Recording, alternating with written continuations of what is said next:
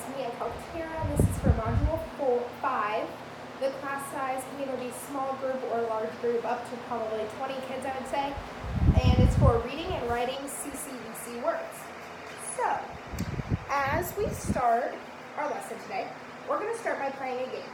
Say it and move it. So, the point of this game is to say each letter sound of a word, and as you say it, you're going to move the letter down into the line. So when you look at the paper, all the letters are going to be mixed up in a circle. We're going to say the word, we're going to sound the word out, and as we sound out each letter, we're going to move it into the correct order on the line. So for an example, for number 1, we have map. Our letters are in different order, and this is how it goes. So is the letter M. So we would move M down to the first spot. And then it's the A is A. So we would move the A down into the second spot. And then we have the P, which is our P. So we would move our P down into our third spot. So how would we spell map? It would be the M, A, P. So map. So when we write it down, it would be M, A, P. Map. And every time we did it, we drew our line down to where it belonged. So now we're going to try it using our next word. Our next word is sat. So, let's look at the first letter sound. It's S. So, student number 1. What is letter S? S, correct. So go ahead and on your worksheets at your desk, take the letter S and drag it down to our first spot. Very nice. Next is, it would go S, A. So the A is student number 2. A, correct. So, next we're going to find letter A in our circles, and we're going to draw that down to the second spot. So now we have S, A, T. What's our T? Student number 3. It's not P, it's T. T, nice job. So we're going to find T in our circle, and we're going to draw that down to our third spot. So we have our S, our S, A, our A, and T, our T. So we have our first letter is S, A, T. So S-A-T is sat, because we have the S, A, T, sat, sat. That is how we sound it out to find the letters to make our word. Now, I'm not going to help you as much on this one. You guys are going to have to do it yourself. So I want you to turn to your partners. Look at our third one. Our word is lap. Lap. So sound it out. Student number 1. What is ooh? L. Nice job. So we're going to find our L in our paper and draw it down to the first space. Ooh. What's the second sound? Is correct. 4 letter A. Nice job. So then we're going to draw a line from letter A down to our second spot. And then for our last sound, what's the last sound in lap? P is correct, which is for P. Nice job. So we're going to draw a line from P down to our third space. So we have L is the first, A, and then P. Lap. So how is it slowly? Lap. Lap. Lap. Does that make more sense? That's how we're going to start, by sounding out our letters. So next, I have a few words drawn out on my whiteboard. I'm going to show you the word. As I point to each letter, we are going to sound it out, sound by sound. I'm going to give you 2 seconds, and then we're going to say it together. As I point to the next one, think about it, and When I point, we will sound it out. So the first one is ooh, ooh, ah, eh, p. Ooh, eh, lamp, lamp. So as we sounded it out, we started with our first sound, which is the ooh. Our A is A, so our ah, a, lamp. Does that make sense? We're pointing to each letter. As we point to the letter, we're going to sound out the letter until I point to the next one. For our next word, we have this word. We're going to start. So our F is, our A is a, t, a, t,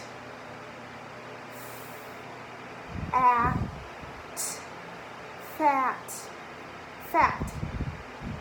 So we started with our F, which is, we went to A, which is a, we went to T, which is t, fat. So when we blend those sounds together, that's how we get our word fat. We break it down sound by sound, but then when we combine them, as we do it quicker, we can say the word all together. Now, we're going to do this together. You're going to follow along. Our next word is flat. So we're adding an extra letter in there, but we need to think about the sounds we just used in our previous word. All together. Flat. At. At. What word is it? Flat. What was our first sound? Is correct. Our second sound? Is correct. Is correct. T is correct. So we have flat. When we combine it all together, flat. Now, we have one more word. I want you to turn to your partners. Partners 1 and 2. Come together. I want you to do your best to try and sound this word out.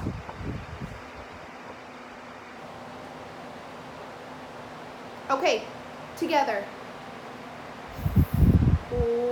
Ag. Nice job. Partner number 3, how did it sound? Flag. And when we say the word, flag. So, student number 1, what was our first sound? Is correct. Student number 2. Is correct. Student number 3. Is correct. Student number 4. G is correct. So we have flag. Nice job. So now we can see how we can break down our letters sound by sound. And once we're comfortable with them, we can blend them all together and then make the word. So I wanted to show you this list of words. And I'm going to read them to you. Mat, pat, slam, flag, flat, splat. Those are a list of words. Something you should notice when I just read those words. I didn't sound them out sound by sound. Looking at them, I knew the sound that the letter made.